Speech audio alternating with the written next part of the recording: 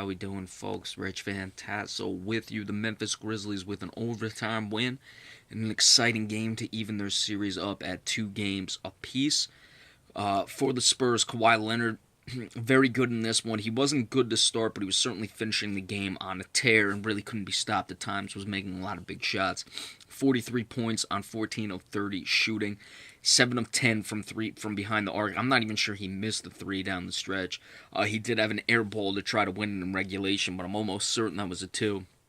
He may have missed a three here. He did have a turnover at one time, but all in all, he was spectacular. LaMarcus Aldridge only 6 for 11. We'll get into that in a minute. Tony Parker, 13 points, but 6 of 11 isn't bad shooting, which is not many points. Only 2 rebounds for Aldridge. Tony Parker, 9 of 19, 22 points. Danny Green continues the struggle, 2 of 9 shooting. Manu Ginobili off the bench did not score. He has not made a basket in this series. He was 0 for 5 today. The bench, 17 points altogether. Pau Gasol led the way with 8 off the bench. So mainly the scoring came from Kawhi Leonard and Tony Parker in this game. For the Memphis Grizzlies, Zach Randolph 4 of 12 shooting, not great, 12 rebounds, or 12 points, 11 rebounds. So he has really balanced out that LaMarcus Aldridge matchup. Regardless of what I thought JaMychal Green may or may not do when he was in the starting lineup, I signal that out as being very important to how this team would play. And look, JaMychal Green, 14 points, 5 of 8 shooting off the bench. So that matchup, however, the Grizzlies were going to mitigate. LaMarcus Aldridge has clearly shown out to be true here in these games that Zach Randolph has been inserted in the starting lineup. They do lose some off the bench, but JaMychal Green gave them 14. Harrison gave them 7. Troy Daniels gave them 6. Now, there were times off the bench when Mike Conley went there that Memphis was struggling to score. It got San Antonio back into this game. So those were certainly critical moments, and they're going to have to do more with the bench. I don't know if you want to move one of these guys in and have Carter come off the bench. Carter had 13 points on 5 of 9 shooting. He's played fine.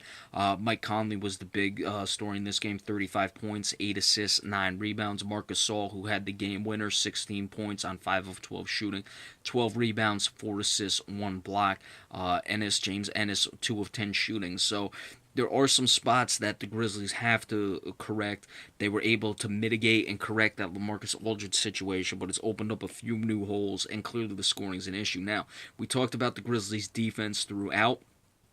They did give up 108 points. It was an overtime game where they gave up 12 points.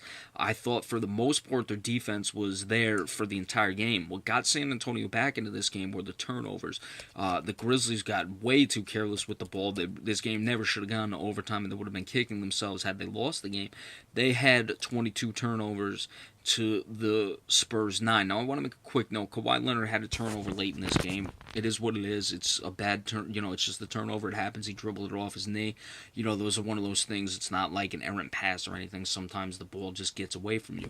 But Ryan Ruocco, who was doing the announcement, made the point. He said, could it possibly be fatigue at this point with Kawhi Leonard, who played 44 minutes? Now, that's something that when you talk about the rest issue during the regular season, I don't think Kawhi Leonard at all during the regular season went above 30 minutes, as they usually don't do with the Spurs team. Okay, so he averaged 33.4, so he was going over that.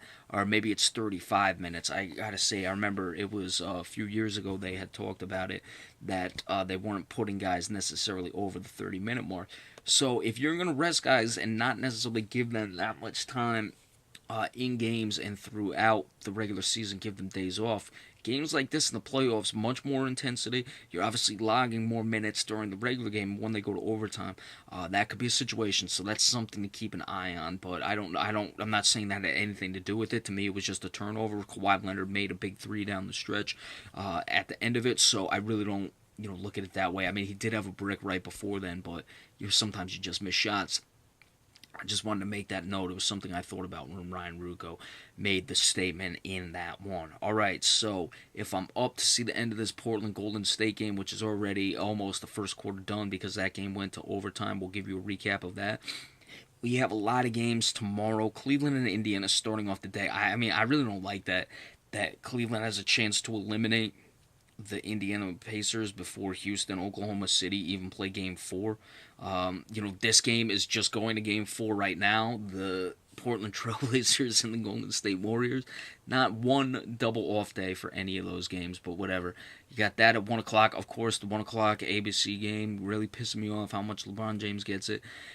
Houston, Oklahoma City, Boston, and Chicago. Big game. I'm interested in that one. And then the Clippers, Utah. Probably won't watch them all, but we'll give recaps of the ones we do. We got a full slate tomorrow. I'm probably going to be doing something around the 1 o'clock time.